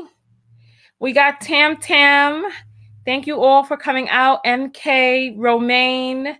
Thank you all for coming out. I really appreciate all of you. Thank you. Thank you. Thank you. Thank you. Thank you. Thank you.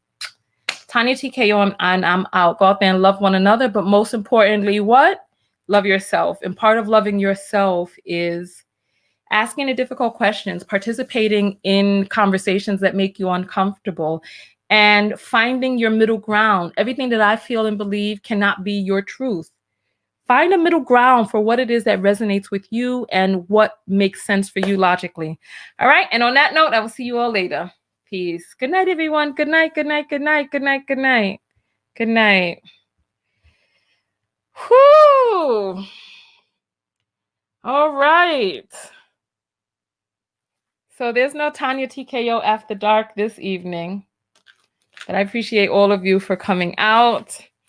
Get my straps back up, holding up. Oh, my goodness. I appreciate you all for coming out. Thank you. Give a clap for all of my moderators. Thank you so much, Pinky.